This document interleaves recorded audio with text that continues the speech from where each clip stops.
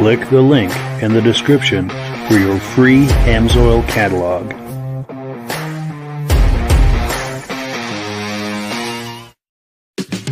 Before we get started, I'd like to give a quick shout out to some of our friends.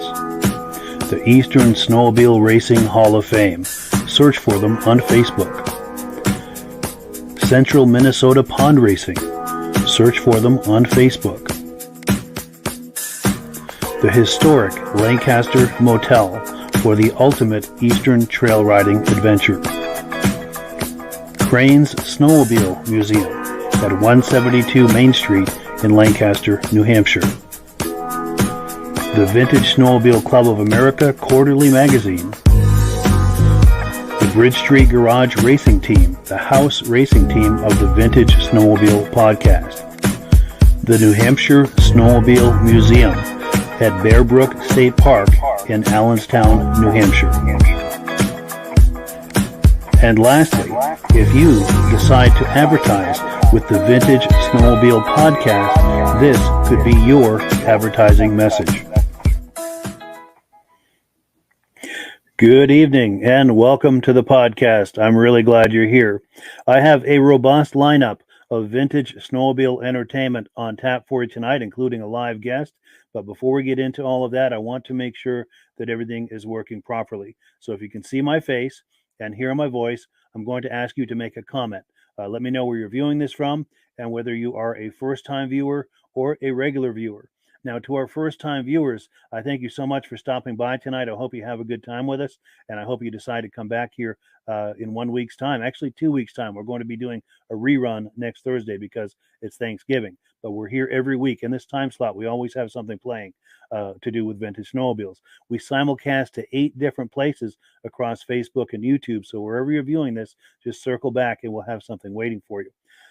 To our regular viewers who are here week after week and season after season, you are the ones who make this possible, and we thank you so very, very much for that. We've got a couple of comments. Let's take these. And here we go. Someone on Facebook says, we sound good. I appreciate that. And, oh, here we go. David Lowry, regular viewer from Alberta, says we look and sound good tonight. So we very much appreciate that.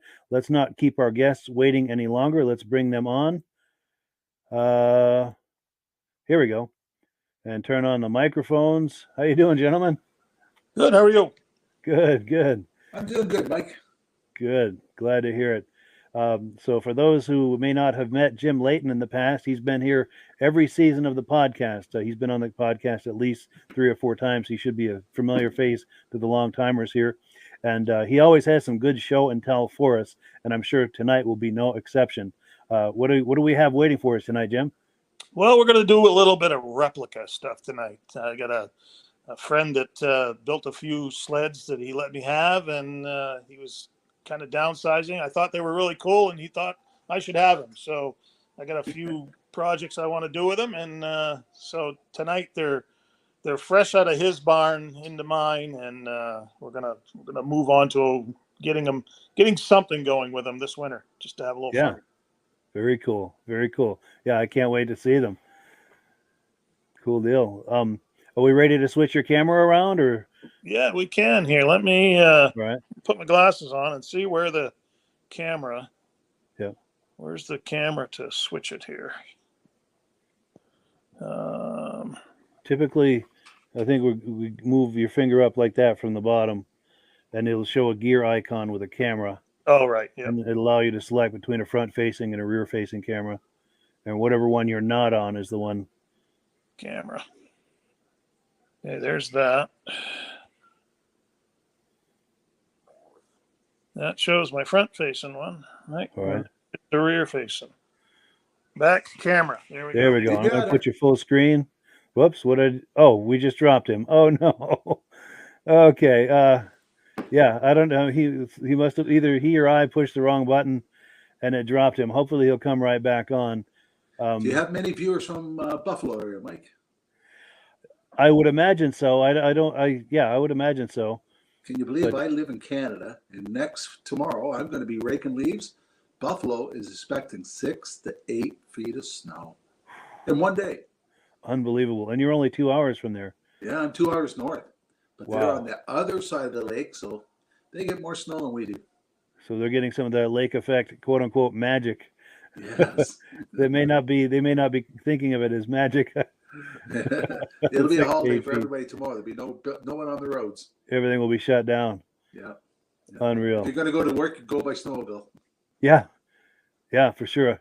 Now, we don't see Jim yet. I'm going to message him to try getting back on. I heard a beep. This might be him. Here we go. Jim, my apologies. I don't know what happened there, but I lost my volume. Okay, there. Can you hear and see me okay now? yes, things are much better. All right, let's start with this one all here. There's it's kind of a Johnny Cash. Like I said, he's kind of taken things. It's nothing professionally restored or anything. It's a little bit of that's got 69 skis on it. It has a black dot Callan on it, but it's sitting on a 12.3 chassis, a seat that he made. I got a 340 motor, TNT motor, black dot motor that I'm going to put into the side of this, put a pipe on it, and that's something that probably going to use this winter to play around with. I built a short set of skis. I think on the 10th of December, there's going to be a radar run on Caribou Lake, and I plan on having that out there to run it down the lake for some fun on the radar runs. So That sounds like a really good time. Yeah, just a little 70 bubble nose, just something fun. He did a nice job, cleaning it up and restoring it to, the best of his abilities. And so is that original bumper on there? That's a brush guard bumper. Okay. I got I don't know, 7 or 8 of those laying around on the thing, and I think it was an aftermarket bumper, because the 12.3s never had a bumper on them. They didn't have a chrome bumper. No. And I've got some that are like this, and some that are for the older sleds, like back in probably 67, 68, and they're round. They're like a round tube that goes around. Kind of look the same, but not, they're round instead of like that. But that's a nice little brush guard if you're out beating around the woods and the grass and stuff. So yeah, that's a good idea. So it's I don't know, it adds a little weight for the speed runs, right? But yeah, but my short skis take the weight away. I got a set of skis that are 10 inches shorter than these ones. So there we go. Everything just for the ice and the grass. That should make it pretty fun. Good. So yeah, that's a little thing. I'm gonna do a little cleaning to it, put a nice little windshield on it. I got that nice motor for it. I'm gonna put that little black dot engine in there and see how it runs. I think it'll go good. Yeah, that's sweet. That's in great shape. I got some little callens here that I'm making clocks out of. I just pulled them out the other day down back. I'm Great idea. gonna make some clocks for the shop. So Yeah, that is cool. When those are finished, I'd love to see some images of those yeah, clocks. because I'm gonna do I got a thing for the side of a twin cylinder one too, and I'm gonna do that. And most people put a clock face in them, Yeah. and then they put the clock on it. I think I'm gonna put the recoil on it, so it's got the recoil look to it, and put the clock inside the recoil. I think it'll look pretty good. Yeah, We'll try it. We'll see what it looks like. that So could be anyway, very there's interesting. that one. Like I said, just hopefully it should be a fun little toy to play around with. There's a million of them out there, and then I've got this thing here, and this is what I really showed him that I really liked it and I really wanted it, and he let me have it. So this is a replica of the Double Eagle. He built this Callan himself. He found a Callan and started cutting and fiberglassing and foaming and just made it look so the sled looks like it was the Double Eagle. I think, what did they make? 25 of those sleds or something like that? They had Something like that. Very few. They had two 399 motors in them, and the other one had two 669 motors in it, I believe, or the two that they built. Yeah. So again, it's just a lookalike. I really wanted to keep it the way he's got it, because when I come around and show you the motor and stuff, it's kind of cool what he did with it. But he wants me to see me get it running. He'd like to see, you could drive it down the trail or drive it through a show or something like that. And so I'm going to put a 340 twin motor in it. Yeah. I got one out of a Silver Bullet twin motor that I'm going to put in it, and so that it'll run and drive down the trail of the show or whatever. But I think it really had a cool look. I think he did a really nice job making it. He executed that very well. It really looks like the sled, that iconic look that we all know. So he said a lot of people didn't know what it was, and the minute I walked in, he could see the glow in my eyes. He goes, "I think you should have that." So I even had him sign the Callan. Oh, there we go. Yeah. Yeah. It's like I say, he's an artist. He did these paintings.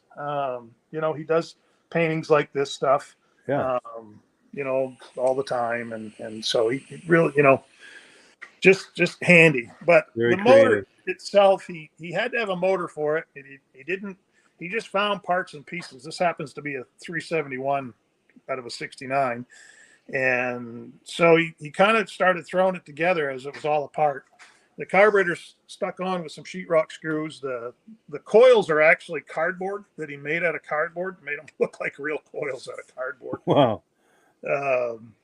He had to tie the clutch and the recoil together. So he put a wooden rod as a crankshaft to kind of tie them together. And then he was trying to find something for a clutch cover, and he went in the house and he got himself a stainless soup bowl and drilled a hole and just put it. It's kind of why I wanted to keep it the way that he built it, because he just did it as a, I think it's just an art piece, Yeah. I didn't really want to, but he really would like to see it running. So I think I'll pull that motor and put it aside somewhere. And so, Jim, can you tell me the story about the Eagle? I've never heard of one. So they had. I'm gonna think back, and I may be right, wrong, probably wrong with a lot of this. But so the first one I think that they built was out of a bubble nose chassis like this. Who built them? Two single cylinder 340 motors in it, I think is what they were. 330. Was it a private race team that built them, or was it Bombardier? No, I think it was Bombardier. Oh, okay. The nose on the bubble nose kind of come out and made a big bubble on it, so they could get the second motor in. I don't know. I guess that worked pretty well. So then they went and they put the two motors inside the Eagle, and the front motor run forward like it was supposed to. The rear motor actually run in reverse. Yeah. And, wow. They were four tune pipes coming off in the thing and running it, and it was on a wide body, an 18-inch chassis sled, just like this one is. And the reason for the cowling the way that it is was to give room for that second motor way up front. Oh yeah. I have and I wish I would have brought it with me now, but one of these sleds, and I think it was a 399 version of it, ran here in Caribou in 1969. It run in Caribou when they had the little 68 600, the little TNT that had a bubble nose, Yeah. the little 600, and it had the little wide carburetors like the 669 did. Yeah. Had a small one on top and a little one on the bottom, or the big one on the bottom. And so there's a picture that Mark actually took of this Eagle and that 600 sitting side by side at that race. And that 600 that was sitting there is over in Prescal being restored right now. The only thing I guess left is the Callan. And when they get that done, we're going to put these two sleds beside each other and try to get the two guys that were sitting on them back together to sit there so I can get a picture of them. That would be amazing. You know, it's nobody's going to see that it doesn't have twin motors in it. All they're going to see is it looks like an Eagle and a 600, sitting side by side. So yeah, it's going to have the right look. Yeah. I'd like to learn more about the history of it, but I know just enough to get me in trouble on it. But sure. Just because there wasn't a lot of them. Yeah. So now we do have some comments coming in. I'll run them by real quick. We've got Reese Fleury says, very cool, Jim. Reese. Yeah, and then I think someone you know well, Russ Leighton, says, looks great, brother. Is that your brother? That's my cousin. Yeah. Very cool. And he says he's from Long Lake, Maine. Yes. And we also have Roger Cormier from Winnipeg, Manitoba. Regular viewer says everything's looking good. Kevin Culhane says everything sounds good from Sudbury, Ontario. And one last one here. Maybe I've done this one. Dave Lowry from Alberta. So I think I've got all the comments. Yes, please continue. Yeah. Well, we'll switch gears here a little bit. So through those ones. I've got my granddaughter's 3 years old. So this winter, this one's coming down. Yeah. So, what was that first year? They had the 72, right? Was the first year. I believe so. That they made the kitty cat. That's what that one is. It's the 71, I think, when they made them, but they didn't really have them out production. 72, I think, was the first production year. Yeah. So I've had this one for a while. It runs really good. Like I say, my granddaughter's 3, so I'm going to be digging that one down out of the rafters and dusting it off here right off now that we got some snow. And I've looked pretty hard because the 72, I always wanted the mini bike to go with it. So this is a 71 Articat mini bike. Yeah. And I found that in the lower part of Maine. A friend found that for me, and we got it home. And I've been powder coating the fenders, and now I got the tank over there that I got to clean up, and I'm going to powder coat the tank, and I'm working my way through. We'll get the handlebars and stuff. But now because I like to go to these little shows, and when I do, I can take the snowmobile and the mini bike with me. So yeah, they both got that leopard seat on them and stuff. They sit well together side by side. And is the mini bike for you to drive around at the show? What's that? Is the mini bike for you to drive around at the show? I can, yeah, sure. I drive all my mini bikes at least once. Nice. Yeah, there's the tank. I'm just starting to clean it up. There we go. Sandblaster. Get that iconic look. Get it cleaned up so I can get it painted and put back on and work at things through. So, nice. So yeah, that's those are some of the toys, and we got a little motor here for a 65 that had cleaned up and got it all cleaned up and ready to go. So once I get that finalized, I'll go down back and dig the 65 chassis out and bring that up and put that in it and get that ready. So hopefully that'll sit next to the 64, and I got a 66S. The motor's stuck up pretty hard, but we're gonna try to get those out and cleaned up, and so they're all 3 side by side. Nice.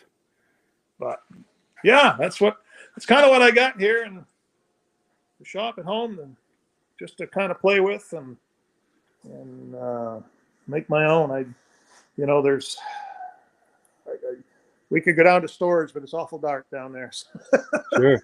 But there's just a bunch of bubble nose. That's all there is. There's a big line of bubble nose down there that, they're all original sleds, and most of my, way I look at it, they're only original once, and if I can keep them originally, I do. Yeah. They may not look brand new, but that's not really what I look for. Yeah. As long as they look good, and they run good, that's the way I keep them. Yeah, for sure.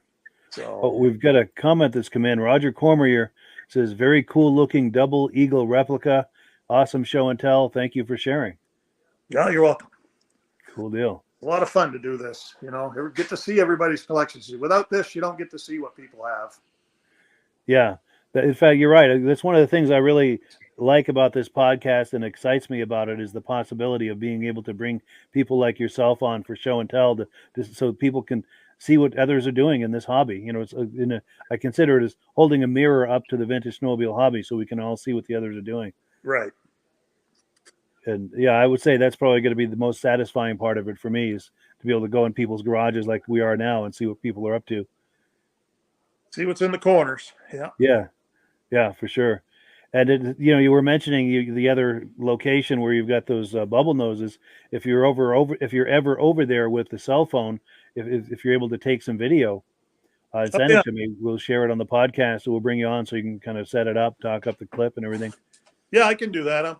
My hopes is to sometime tomorrow or Saturday go down, and I want to at least pull out my 340 so I can bring it up here and start stripping it down and getting it on this other chassis. So yeah. Yeah. And then, like we had talked about earlier there with my buddy's place at the restaurant, he finally finishing up and stuff, getting it ready. There's a lot of sleds out back there. We've done one little tour of that once, and it would be nice to get things cleaned up and pull down a few here and there. Yes. I'd like to come back on a little later and maybe bring that Puma on, that 793 Puma. That would be a nice sled to bring on and get started. We've always kind of wanted to hear that started. We've had my dad's 797 on here, and we had it running in the garage here, and we're kind of be really nice to hear that Puma run. Yeah. Oh, and then Kevin Culhan says he loves your clock idea. Yeah, I see him on the internet here and there, but I like I'm trying one myself finally. Yeah. Nice. Yeah, like I said, I want to try it with a recoil, not just a clock face. I want to see what the looks of it is. That would be a cool look, I would think. Yeah. Yeah. Yeah, I would love to see that once it's finished. Yeah, I ordered the clock parts on Amazon. I'm just waiting for them to come in. Nice. And then we've got David from Alaska Railroad saying good evening to all of us, and we appreciate that. And yeah, for anyone who happens to be viewing this, if you have comments or questions, please feel free to comment and make comments for us in the comment section. We would love to hear from you. Questions, comments, reactions, anything that comes to mind. But well, Mike, that's the first time I've ever heard of an eagle. Sure, it's a really neat looking front end on it. It is, and I've only seen them in pictures. I don't know a lot about them. I've just seen them in pictures a few times, but. Yeah, were they built for cross-country racing, or were they built for the drags because of the amount of horsepower? I got to say they were probably built for a drag race because I think the race that they was at up here was at the airport. But again, that was really before my knowledge time. But they were here. They had one here, but I really think that they were a drag sled type thing. Yeah, yeah. I can't imagine that they would corner around the oval track very well with those two motors in them, and yeah, a lot of weight on the front end. They'd be the fastest ones on the straightaway. Yeah, true. Yeah, get the jump there. And I don't know what the top speed ever was on those. I guess I never read anywhere what they actually made for top speed. Yeah, good question. Yeah, and I don't know enough about them either. I've just seen them in magazines a couple of times. But we do have David from Alaska Railroad said he's been getting a bit of snow the last few days. We've got Russ Leighton says we need to finish up the ski rules. Yeah, he keeps saying that, but he never work on them. Sure. And then Mike McAlargy says it's snowing in Michigan. And it's snowing here. There we go. Look at that. Yeah. Oh. We got snow to ride here. Yeah, for sure. Yeah. So don't have to worry about that. Nice. Yeah, maybe one night have you come on and do some yard riding and do some drive-bys or something. Yeah, yeah. Or like you say, I could get some video during the day where it might be easier Yeah. and do that. So yeah, I don't know. I think Is that a I've got Charger? motors over that. My father raced a lot of sleds, a lot of stuff. And I still got the whole 669 that he has, but I got the motor sitting here close to me, out of the old 69 TNT 669, had the dual carbs on it, Yeah. up and down. So I got the sled sitting in storage. Obviously, I mean, he raced it. It's beat up, but it's all here. And so I got that. I got the trophy and the newspaper article, and actually a silhouette picture of him in '69 when he raced, and they had a jumping contest afterwards, and he jumped over 45 feet to win the jumping contest with his sled. Oh, yeah. In 1969 on a bogey wheel machine. Wow. And leaf springs front end. Yeah. Yeah. So there's the 340 that I'll be putting in the Eagle. There we go. Yeah.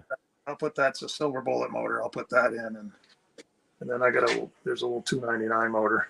My father and his racing. Oh, look at that. Yeah. Wild Child. Yeah. Very cool. Oh. Now, we do have some information coming in. Someone on Facebook, I believe he's talking about the Double Eagle. He's saying it was the world's fastest snowmobile in 1969. It hit 94 miles per hour, and as he remembers, and it was at West Yellowstone in March. Now, there's also some more detail. Ivan Mayu, Sudbury, Ontario, this must be who's making the comment, says it's a nice Double Eagle replica. He said he actually sat on Gaston Furland's, he was a factory Ski-Doo driver, actually sat on his 797 triple Double Eagle. And for those who are interested in Gaston Furland, in a couple of weeks, 2 or 3 weeks, we've got someone coming on who just bought some snowmobile clothing, some racing outfits from him, and had some images and so forth. So if you're interested in Gaston Furland, we're going to have some information about him here in a couple of weeks. Also, another comment. Oh yes, David from Alaska Railroad says he got here late, wanting to know where this is where we're going live from, and I'll let you tell him, Jim. So we're in northern Maine, in Limestone. We are, if you're familiar with Maine at all, Portland, Bangor, Portland area. We're about 5 hours, 4.5 hours, 5 hours from Portland, 3 hours from Bangor.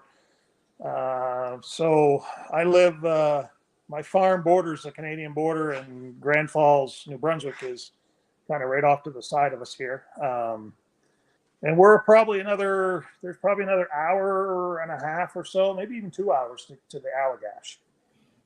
Yeah. So. Nice. Very cool.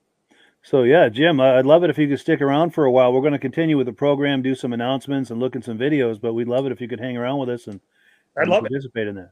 Excellent. Yep. Well, cool.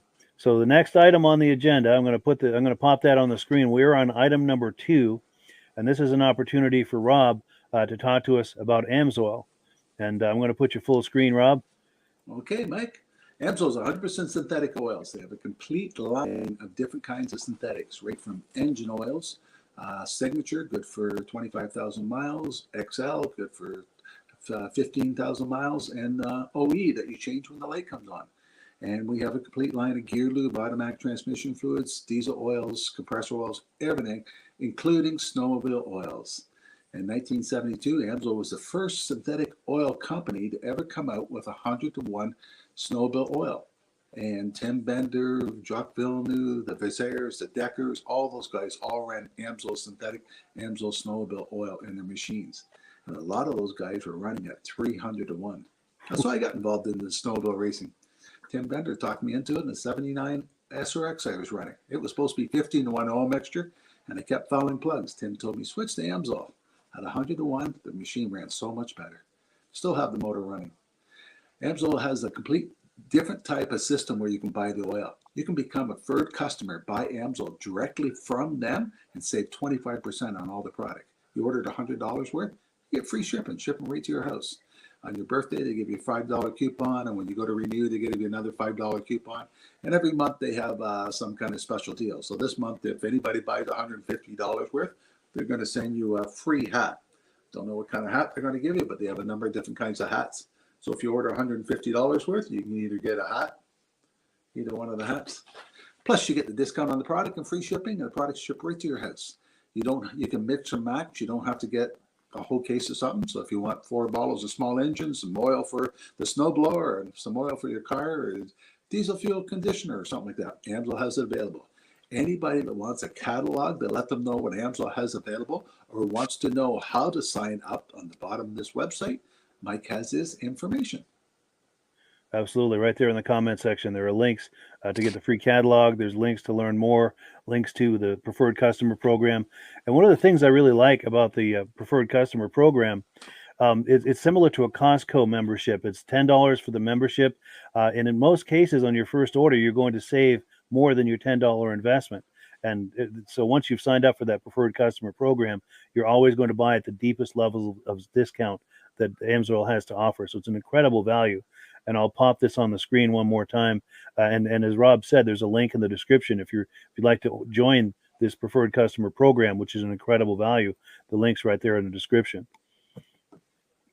But so before we switch gears and get into some videos, one of the things I wanted to talk about is several weeks ago, we had a lady racer night. We had some of the top Eastern lady racers on here, and we were sharing memories and so forth of those times. And we had someone come on, actually, I should say, send me an email, Mike Dotage. And apparently his mother raced with some of those racers. And he made some comments. We've got a follow-up email from him. I'm going to read this on the screen here. It says, I was able to watch the show where you read my email. Thank you for sharing that with the ladies. It was a proud moment for me, and I'm trying to find some good racing photos, but they are rare. However, I do have these few from the glory days. So let me pop these images on the screen that he shared with me. This is his mother, Irene Dodig, and this appears courtesy of Mike, of course, her son. This has got to be from the early 70s. And another image, that's his mother, Irene, in the center of the image there. Those harken back to the good old days, those images. And then we've got some race stats. And we've got Irene on there, and also Jackie Wachter. Jackie is one of the ladies that was on here that night. I need to share this with them, with the ladies that were on here. They would love to see that. And we've got another image here. This is talking about a new shop that opened. And it's difficult to see this. I'm going to zoom in on the text there. I'm going to read it, or try to read it. It says, the grand opening of Dodig Chaparral Sales and Service was held on Sunday, November 21st at the something store on Quarryville, Blue Mountain Road. Among those present for the demonstration of the Chaparral snowmobiles were above far left, Mike and Irene Dodig. Those are his parents, I believe, Robert Dodig, Dorothy, and John Dodig. And this is that image closer up that I was just reading about. But thank you so much, Mike, for sharing those images. We really appreciate that. It's always fun to go back and look at images from yesteryear. Very cool. It's like a little time travel, if you will. So we very much appreciate that. So we are on item number 3. We're going to take a look at a video clip. This is a Doug Cower's Kawasaki collection. I've met him at several different shows. This particular show is back in 2019 at the Goffstown, New Hampshire Vintage Snowmobile Show.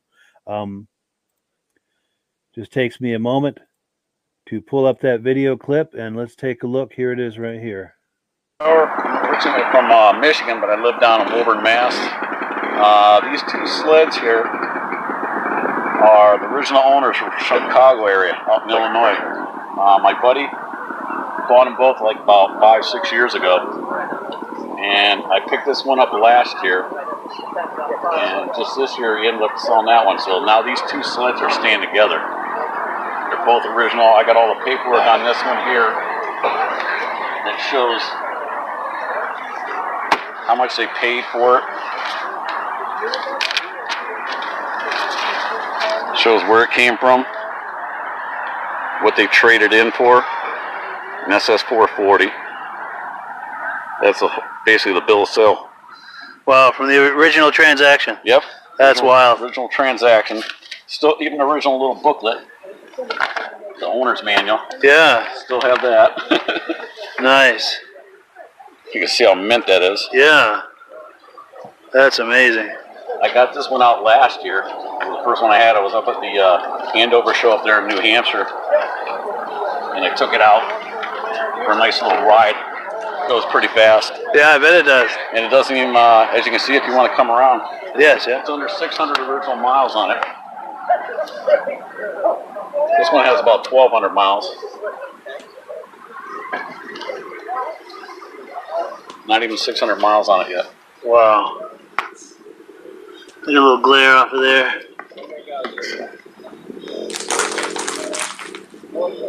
Nice.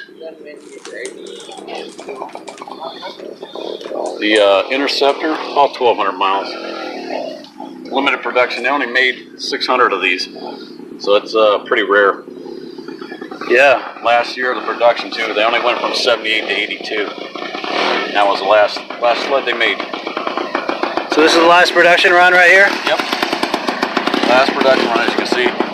They only made 600 of them. Like I said, I picked this up, and these are, like I said, from the original owner. Buddy of mine, second, so now I'm the third owner. Wow. So hopefully hopefully I have them for a while. If they ever sell them, I said they got to go together. Yeah. So they got to stay together. Totally, yeah. And this Puppies from the same litter, right? Yeah. I've had people ask, these are for sale. I go, yeah, maybe in a few years or so. Yeah. Or when I'm dead.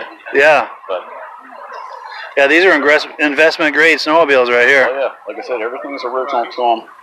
They haven't been restored. I think they're one of the best sleds ever made. Oh, I agree. I'm biased, but I just love them. Yeah, definitely one of the sexiest sleds ever. Oh, they definitely The are. lines on these things were amazing. Yep. They were just awesome. As you can see the difference in the years, the ski stands got wider from there to here. Oh, yes, yeah. Look at that. See that little bulge right there? Yes, yeah. But it's surprising. That has this ski spring and that spring. Look at the difference in them. That's more like this. That one really arches up. Oh, yes, yeah. Now, how does that affect the handling? What's the advantage of one over the other? Well, plus, if you can see the difference here on the skis, this side over here, they reinforced them. So it made that ski sturdy. Gotcha. That arch probably for the handling. Sure. Better handling. This is more like a luxury sled. And this is more of a performance sled here. Yep, this was basically, it's under the class when I was at a show at the Nationals. It's under muscle. Muscle sled, yeah. Yep. Outstanding. Well, good. Thank you so much. No problem. Cool. Yeah. Yeah. Any reactions to that, gentlemen? I don't know why Cowie got out. They had a lot of money behind them, and they had some great bike motors they could have kept developing. They were Yeah, really good sled. They were, and with their dealer network for motorcycles, they could have stayed in the game for a long time. Yeah. Yeah. And Yeah. they had a great looking machine. Him to have the history of those machines is that's a lot right there. For sure. And we've got some comments that have come in. We've got someone on Facebook saying good show, and they're from West Michigan where it's snowing. We've got Russ Leighton with a question. He says the OEMs act like if you don't use their overpriced oil, you'll ruin your engine or void the warranty. He wants to know if Rob has any comments on that. If a manufacturer tells you you got to use their oil, by law, they have to supply it to you free. It's called the Magnus Act. They can't tell you got to use their oil. And what they got to tell you, you got to use an oil that meets a certain qualification. Like for Skidoo, it's got to be 92% no ash. Amsoil's 99.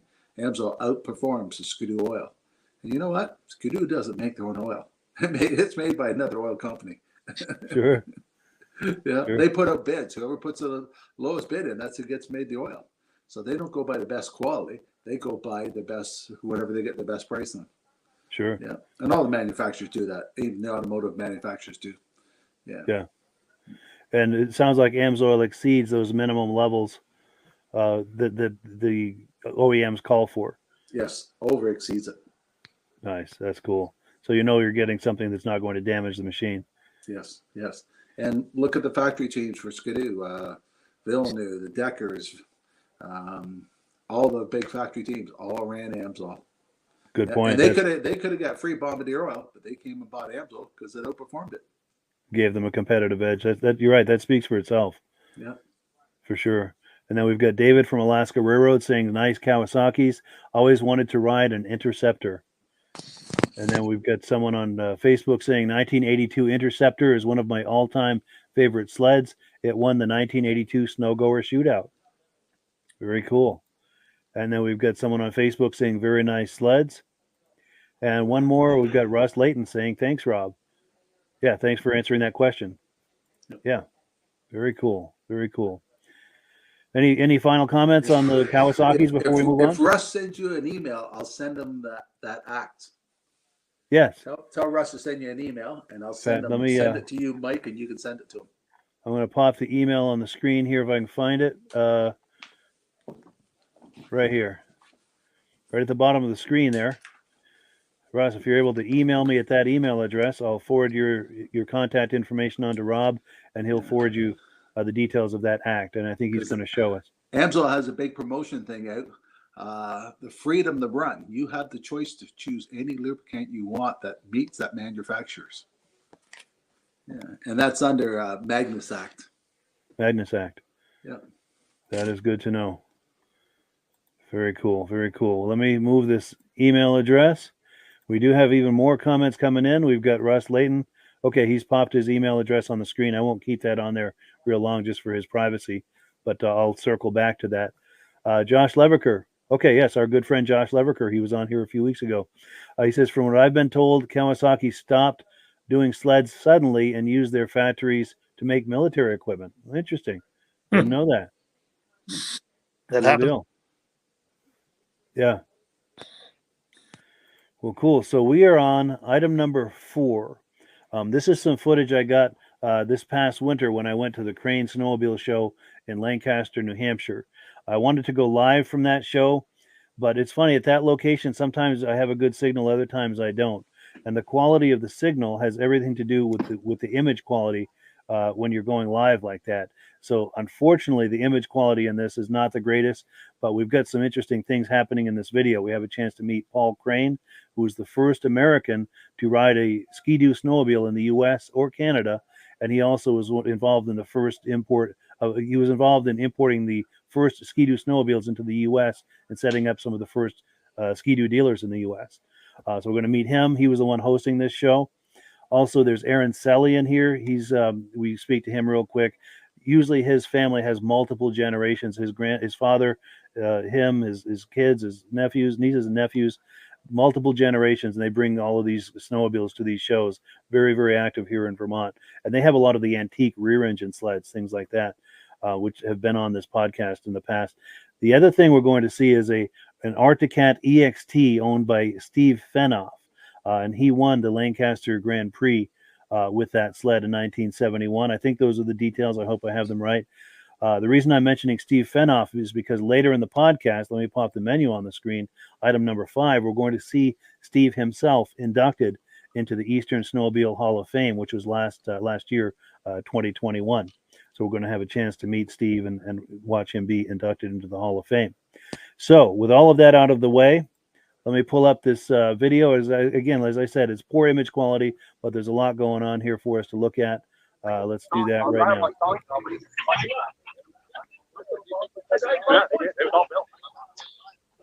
Here's Paul Crane. Do you mind being on camera, Paul? Sure, this is Paul Crane of Paul Crane's Snowmobile Museum. He's the host of the event. Do you have anything to comment about what we're looking at today? I was worried about people coming, but we got quite a few. Some guys from New York couldn't make it because they had more snow yesterday. But, it's turning out pretty good. Yeah. For the weather, considering it's, 12 degrees? Yeah. It's not too bad considering it doesn't feel like 12, thankfully. I'll give you a good picture of things. Seems like we've got more cats than anything. Yeah, that's a nice problem to have as far as I'm concerned. You're a cat man. I am a cat man, yeah. Now, what's your brand, Paul? Would it be Ski-Doo or? Do you like them all? I'm more partial, but, I sold Polaris and I sold Scarul and I sold Johnson. Sure. And Snow brand. Nice. Polaris, so, but, you know, 58, I live on the prototype. Not too many people can say that without them run by. That's true. That's right. In fact, for all of you watching, Paul was the first American to ride a Ski-Doo snowmobile in the U.S. or Canada. And he was one of the people to help import them into the U.S. here in Lancaster back in the late 50s, early 60s. And he set up dealers all across New England. And, yeah. Pretty good picture anyway. Yeah, for sure. Good turnout. Yeah, 2 rows here. And, yeah, looking good. Yes. Yeah, he's got a nice collection. This, So this is yours, right? This Husky? Husky, I took it out. Why I took it out is 28. They could bring it to New York. They want it in a film. Oh, really? Film they're making. Yeah. Nice. So I got somebody bringing it down to 28. Do it. Good. Something about Amazon. Really? I Yeah. have no idea. Crazy. I'm going to go take a look at it. Good to see you, Paul. Thank you. All right. So you just caught Paul Crane talking up that Husky. He said they want this for a movie. And someone's going to be picking this up and bring it to, did he say New York? I think it was. And this is going to be in a movie. Something about the Amazon, he said. How cool is that? Little teeny Mike.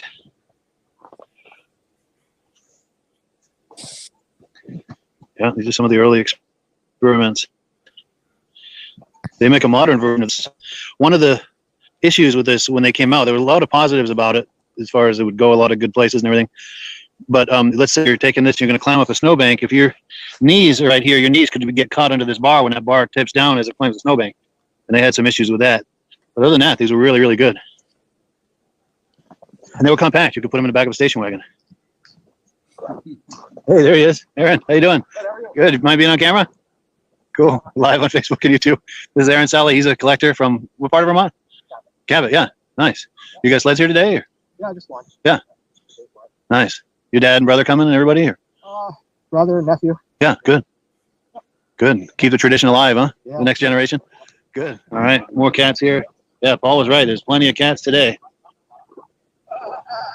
Let's take a look at some of these signs here. Oh, Mark, this is the Bristol family. Okay. I know these look familiar. So Mark Bristol and his son Lucas Bristol. They also own that Snow Twister and another cat over there too, which we'll get to in a minute. I have a feeling that EXT is the one that Steve Fenoff used to race. Let's see if there's a book on there. Oh, here we go. Yeah. This is Steve Fenoff's race sled. When he drove for Calkins Cat, he raced in the USSA division in 1971, winning numerous races throughout the East.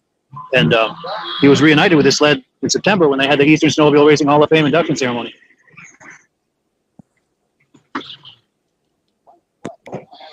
Yeah, so Steve Fenoff used to race this sled. He's from about a half an hour from here in St. Johnsbury.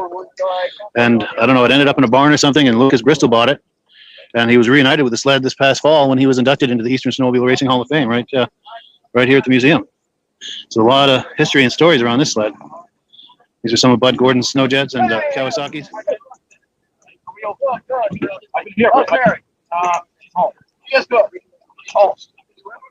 Formula 2.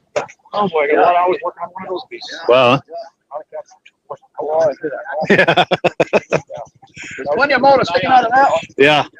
Yeah, this is Lucas Bristol's, I think. Actually, if you widen the front end and change the suspension, make it 440 out of it instead of the 290, and take the gear reduction off of it, you can have a fast sled. Yeah.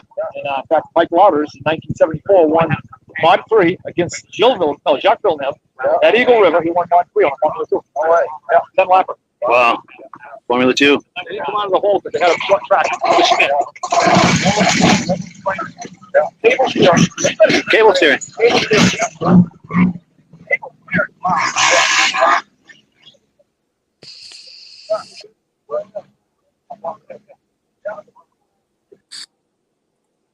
Cool. So yeah, thoughts, gentlemen? Or I never heard of a snowmobile with cable steering before. yeah, That must Different. be only on the race sled, because I think it would freeze up on trail riding. yeah, it's true with mass production and people having that in their yards. Yeah, that most likely freeze up. For Okay, sure. so- And those- Go ahead, Jim. Sleds. I think there was a Husky dealer in Fort Kent here way back when. They sold a lot of those. Yeah. And those last two gentlemen we saw at the end, the one with the stripe on his sleeve, that's Midge Rosebrook. He's the founder of the Eastern Snowmobile Racing Hall of Fame, and we're going to see him in the next clip, as well as Paul Crane. And then the other gentleman with kind of the colors on his jacket, He won the 1975 Lancaster Grand Prix. I think it was on a Cat. It might have been like an El Tigre 250 or something. But and he's one of the members of the board of the Eastern Snowmobile Racing Hall of Fame. But down there sometime. Yeah, for sure. It's usually the first Saturday in February they do that show, and of course you're getting kind of the double. What am I trying to say? 2 for the price of 1, in the sense you're getting this show, plus it's at the museum, so you go inside the museum. There's another 100 sleds inside the museum. So there's all these exhibitors that show up with sleds, and last year I think they had 50 or 60 sleds. And then, like I said, there's another 100 sleds in the museum, and you can go inside and warm up in the museum. They've got a little corner in the back with some food, burgers and dogs and chili and stuff like that. And there's another corner of the museum that is dedicated to the Eastern Snowmobile Racing Hall of Fame. I call it the Wall of Fame for the Hall of Fame. Very much worth a look. How do they get their sleds for the Hall of Fame? Is that something that are brought in for a certain amount of time from different people, or are those sleds that they purchased and put in there? Well, at Crane Snowmobile Museum, it's mostly Paul's sleds. Okay. There's a few that are on loan from people he knows, things like that, but the majority of those are his sleds. Okay. Yeah. Yeah, and Paul and Midge were the founding members of the Hall of Fame. It was Midge's idea. It kind of woke him up in the night, and he called Paul and said, "What do you say we do this?" And he was all for it. In fact, if you tune in here next week, every year on Thanksgiving, I air that interview that I did with Midge about the origin story of the Eastern Snowmobile Racing Hall of Fame, and how he came to have that idea, and then what happened after he had the idea, the next steps, as to, getting it moving and everything. So if you tune in here this time next week, you'll hear that origin story where I interview Midge. I was always looking for a place like that might be able to take my father's sled to for like a year or so, let him, put it on loan for a bit to other people to see, you know what I mean? And for see sure. Neat, the Coles Land Museum here in Bangor. I've talked with them about it, but they're so full in there. So yeah. Instead of it sitting in a trailer and only me taking it out once in a great while, it'd be nice to sit it somewhere and just have people enjoy it for a little while and then go grab it again, Yeah, for sure.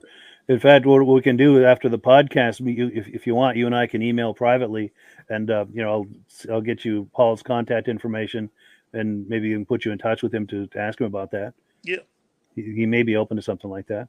Okay. Yeah. Any final thoughts before we move on to the next clip? Or great show. That's a good idea.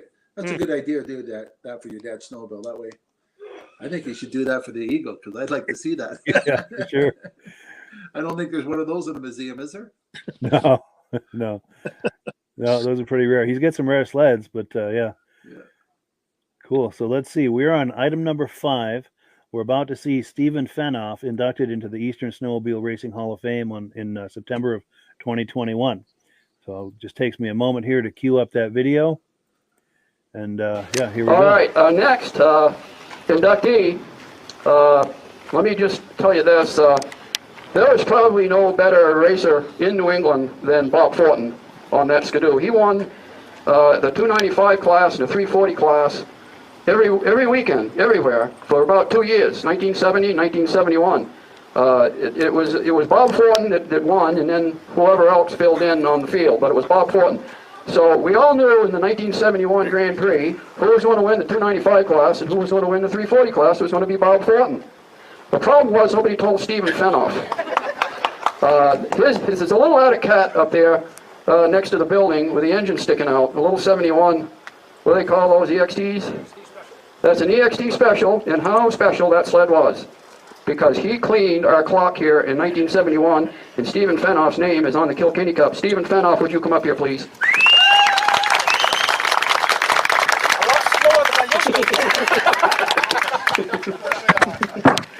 All right, Steve. Stephen Fenoff, inducted into the Eastern Snowmobile Racing Hall of Fame 2021. Steve began his racing career in 1969 on a motor ski for Benoits of St. Johnsbury. After watching him at a race, Paul Calkins of Calkins Cat offered Steve a sponsorship racing for his company. At the 1970 Lake Region Open in New Hampshire, Fenoff, in only his second race on a Cat, took second in a 4-hour endurance race and the following day, first in the 57-mile cross-country, winning first overall. When Steve finished fifth in Class 2 at the Balsams against larger dealers and distributors on a non-competitive machine, Arctic Cat distributor Rod Hughes stated, "This boy has got to have some engine." Putting Steve Fenoff on a competitive racer was the best thing that ever happened to Calkins Cat. In 1970, Steve won the Devil's Bowl in Fairhaven, Vermont, winning in both Class 1 and Class 2. He raced to a first-place win with his Mod 2 Cat at the prestigious Schaefer's Open Modified race in 1970, winning the Schaefer's Cup. Steve qualified for the first USSA World Series race in Rhinelander, Wisconsin.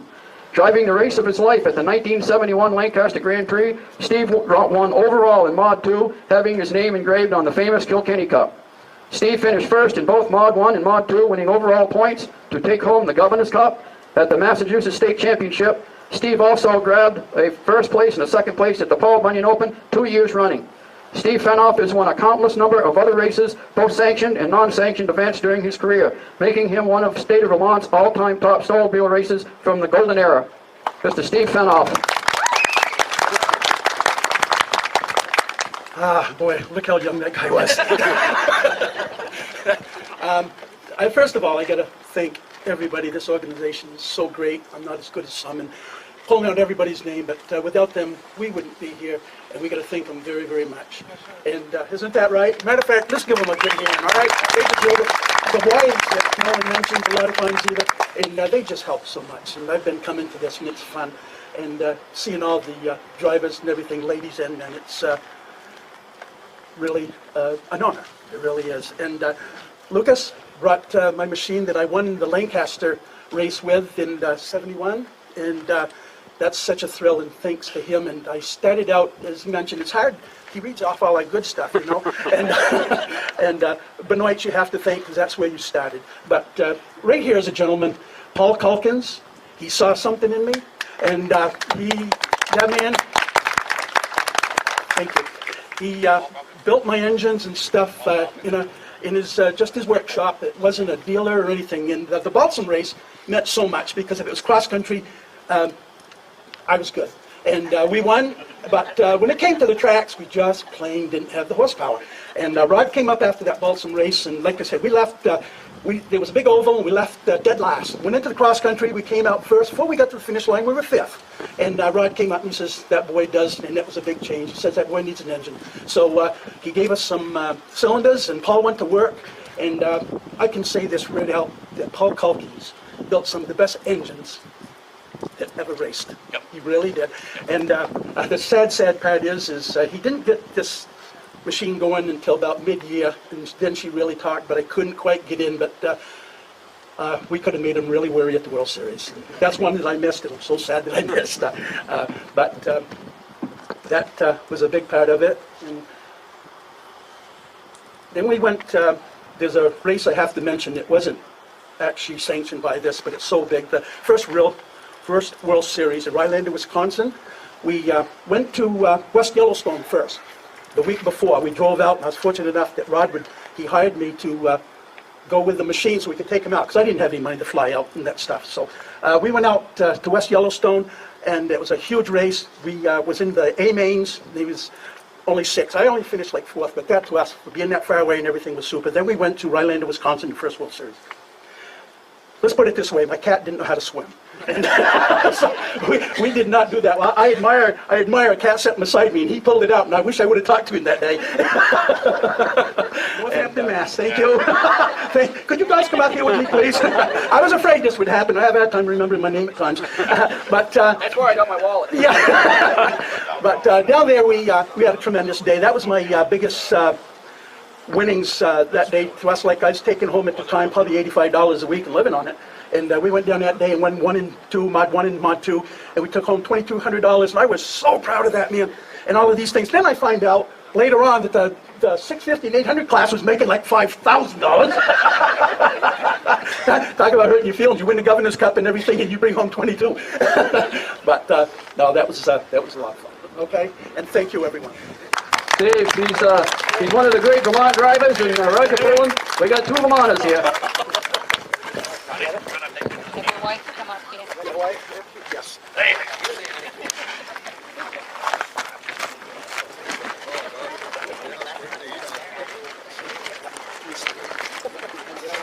Oops, yeah.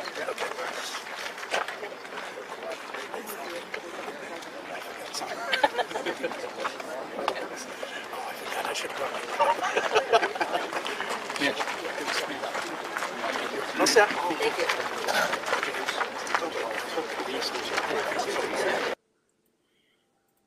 Yeah, so there you have it. Steve Fenoff inducted into the Eastern Snowmobile Racing Hall of Fame. That's a great honor. For sure, yeah. It's good to get And those on because those stories are going away. You know, we need to hear them before they do.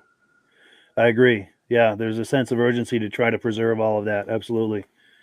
And our mutual friend Jim Tom Peters was inducted, I think, the year before that, Yep. 2000. Yeah. Yeah, and in fact, he was able to show up. I know he had some health issues that prevented him from going last year, but he was able to go this past fall. I was able to spend a little bit of time with him. Yeah, he's getting around a little better now. So, yeah. Yeah, that's good to hear. Good to hear. Yeah. Yeah. Well, cool. Any final thoughts, gentlemen, before we wind it down? Or? Great show, Mike, and I'd like to see that eagle. Let us Yeah. know when you take it out for a ride. Yeah, we'd love to see some riding on that, some drive-bys. Yeah, I'll get a motor in it. We'll get it running and see what happens with it. I'd like to see the people's faces when you drive by them. Yeah. There's going to be a lot of them that have no idea what it is. No. Yeah. Yeah. But it's so distinctive that it's, no matter, even if you know what it is or don't know what it is, it's pretty distinctive. You're going to be like, what was that? Yeah. But Yeah. Well, there's a show every year in Fort Kent that's the Can-Am sled dog races that they start off up there, and we have a vintage snowmobile show there. And at the end of it, because they put all the snow down on Main Street, and after all the dogs have gone, we line the snowmobiles up and we parade down through Main Street. So all the people that are there, we just do a parade down through, and I try to take something different every year. Last year, I took an old tri-cart that transfers over with a ski to a snowmobile. I took that up, and that maybe I'll have it. Maybe I'll have the Eagle ready to drive that down through this year. that would be something to see. Oh, they like that. You got to have something different every time. Oh, for sure. Cool. So we've got a few comments that have come in. We've got Stacy and Art Fosler from Platkill, New York, regular viewer. Thank you both for coming on. We really appreciate it. Also, Josh Leverker says he was able to meet Lucas Bristol at the Nationals this past year and saw his catch, which are very nice. Very cool. Yeah. Lucas and his father Mark are wonderful people, good friends of mine. They're not too far from here in Vermont. Old Ski-Doo 2 wants to know if I will be at the Great Eastern Whiteout in February. As of now, I don't have plans to, but you never know. I could surprise you. Reese Fleury says, wants to know the same question. With all these people wondering, maybe I should think about that. And that's the thing. I hadn't thought about it, but maybe I need to. Someone on Facebook says, another great show. Thank you very much. And David from Alaska Railroad says, nice show. Thank you, gentlemen. And thank you for coming on and being a regular viewer, David. Well, cool. With that, we just get into the right spot here. Yeah, thank you, everyone, for coming on. We really appreciate it. Thank you to Rob and to Jim and to all of our American friends here. Have a wonderful Thanksgiving next week. As I mentioned earlier, we're going to be playing the origin story. Instead of doing the live podcast next week, we're going to be playing the origin story of the Eastern Snowmobile Racing Hall of Fame. There's an interview that I did a couple of years ago with Midge Rosebrook, the founder of the Hall of Fame, and he's we're going to take a deep dive into the whole origin story of how that started. They just had their 6th annual induction ceremony, so it's alive and well. It's a thing. It's taking on a life of its own with a lot of momentum, and it's, as Jim said, it's a wonderful way to preserve all those memories and stories of those glory days of yesteryear. It's a wonderful organization. So if you want to find out how that all got started, tune in here next Thursday night, 9 p.m., and you'll get that story. So yeah, with that, thank you, gentlemen, and we give the last word, as always, to Amsoil. Great show, Mike, and have a great Thanksgiving. See you, Jim. Thanks, guys. See you later. Thanks, Mike. Keep up the good work here. Well, thank you so much. Have a good one. Hello, everyone. This is Rob and Mike. How you doing today, Rob? I'm doing good. Mike, yourself? Very well. Thank you so much for coming on. I appreciate it. Now, today, we're going to be talking about Amsoil. And in a few moments, we're going to show you how you can get the deepest discounts, free shipping, and free gifts when you order your AMSOIL products through us. But first, I'm going to ask Rob to give you a quick description of what AMSOIL is and why you should consider using AMSOIL products in your motorized vehicles. Thanks, Mike. AMSOIL is 100% synthetic oil. Everybody uses AMSOIL for a different reason. Some people like the benefits that AMSOIL is warranted for 25,000 miles or 1 year. The reason we can do that is because AMSOIL doesn't oxidize. It doesn't form the usual carbons, gums, sludges like petroleum oils do. That's why we can keep it in the engines longer. Petroleum oils never do wear out. They oxidize themselves. That's why they have to be changed at 3,000 kilometers. And AMSOIL likes the benefit that you only have to change the oil once a year. That saves some money. Some of the people like the benefit of AMSOIL is it's a slipperier type lube. By having a slipperier type lube, it cuts down friction and drag. By less friction and drag, engines run 20 to 50 degrees cooler, better gas mileage. Now, AMSOIL says 25% more protection than the industry requires is in the AMSOIL bottles. My average customer gets about 10% increase in gas mileage. That's a big savings. Yeah. And by cutting down friction and drag, for every 10 degrees you cut down the friction and drag, doubles the life of the engine. So by having the engine run cooler, it makes it last longer. Some people like the benefit of the range of the AMSOIL. AMSOIL's flash point is 425 degrees, and it pours at 50 below zero. Wow. If you ever try petroleum oil when it's 10 below, it turns to honey. And in the summertime, petroleum oil thins out, and once it thins out, that's when it starts breaking down. So AMSOIL is an all-season oil, can give you better gas mileage, longer engine life, less maintenance. It ends up being cheaper over a year's time running AMSOIL than it is petroleum oils. That's amazing. That's amazing. And AMSOIL is available for pretty much any motorized vehicle, anything from lawn equipment, cars, trucks, boats, ATVs, motorcycles, snowmobiles. Yep. And a lot of people phone me up and say, well, what's the benefit of our gear lube? Exactly what I told you about the engine oil. It pours in cold weather, it runs cooler, makes the equipment last longer. And they say, well, what's the benefit of the small engine? Same thing. Makes the engine run cooler, last longer, better performance. So it saves on all the applications that AMSOIL has available. Wonderful, wonderful. So yeah, let's talk now. Hopefully this has convinced people to think about maybe joining us in the AMSOIL experience. Let's talk about some of the discounts and free shipping and how that all happens. I'm going to pop a graphic on the screen. And yeah, by all means, if you want to talk people through how this preferred customer program works.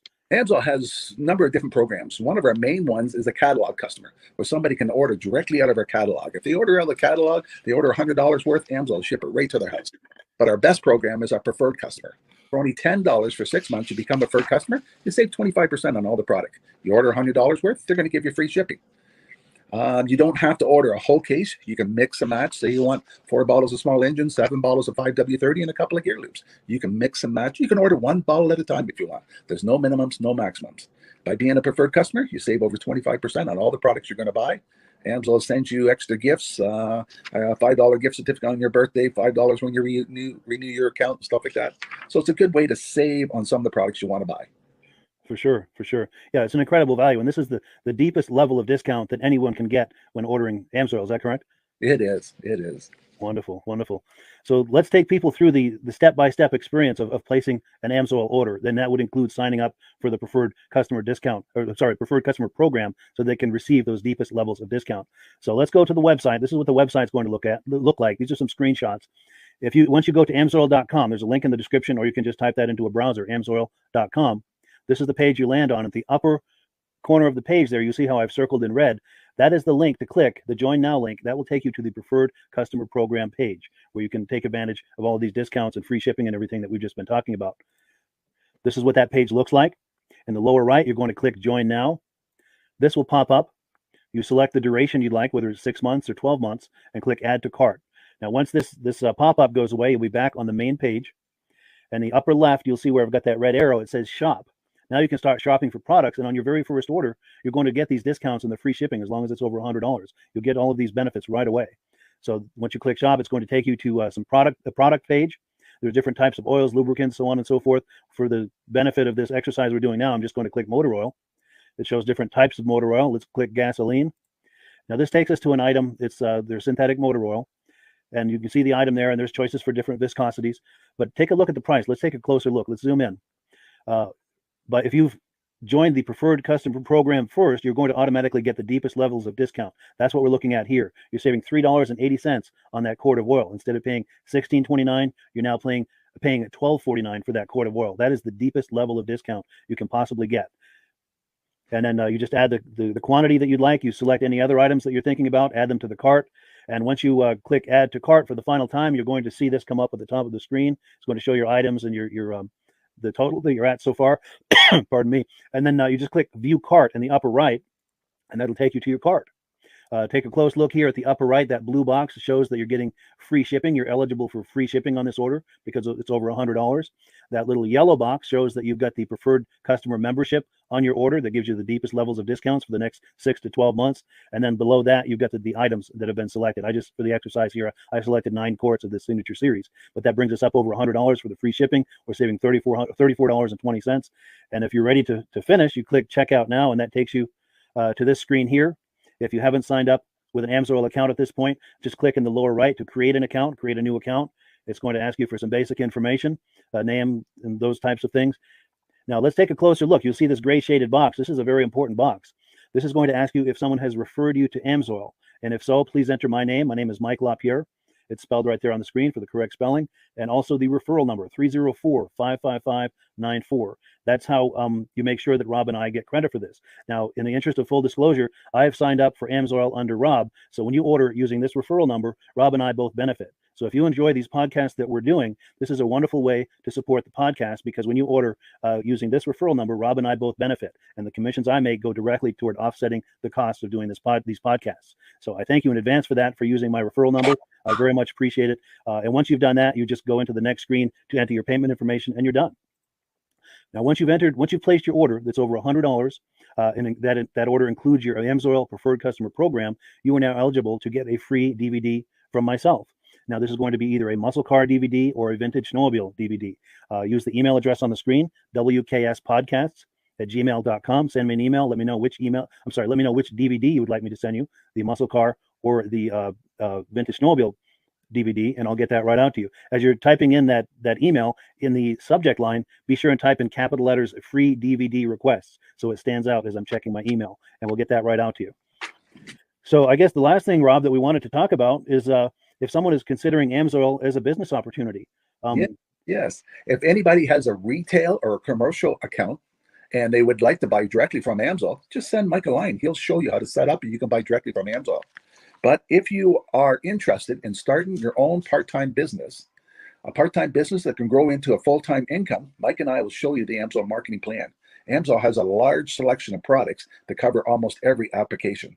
So it doesn't matter if you're into snowmobile, boating, or ATVing, or hot rods. We have an oil for every application. It's a fun type business. I really enjoy doing. Where else can I go and have fun and make money doing it? And Mike and I are here to help you all the way along. If you need any help on how to promote or to find new accounts, we're here to help you. For sure. So when you sign up under that number, this 304-555-94, you're getting Rob and I as a team.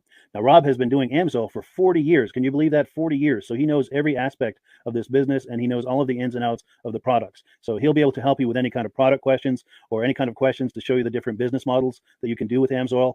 And then the other thing that you get when you sign up under me is I've got a strong background in social media. So if you need some coaching on how to generate AMSOIL leads using Facebook and YouTube, I'm happy to coach you with that when you sign up under Rob and I. You get both of us as a team to help you, to coach you, to support you, whatever you need to get you off and running with this business and having fun with it. Like Rob said, it's an enormous amount of fun. If you're like Rob and I and you enjoy going to any kind of boat shows, car shows, motorcycle shows, snowmobile shows, anything with a motor, you like going to those shows, those events, those races, this is a great way to turn that into a income opportunity for you. Yes. And just by wearing my AMSOIL hat at one of these events, people come up and ask me about AMSOIL. People don't know where to buy it, and I'm there to help them, show them where they can buy the product. Perfect. Well, cool. Well, this is great. Any final thoughts, Rob, before we wrap it up? AMSOIL's a fun business. AMSOIL's been around since 1968. It was the first synthetic oil to be AI approved. Wow. Yeah. That's amazing. And that's very early in the game too, isn't it? Yes. For sure. Well, good. Well, thank you so much, everyone, for viewing. Hopefully, we've gotten you excited as we are about the AMSOIL products. We'd love it if you could join us either as someone who uses the AMSOIL products or to join the AMSOIL team as a business opportunity. And we thank you so much for viewing. Have a great day. You have a good day.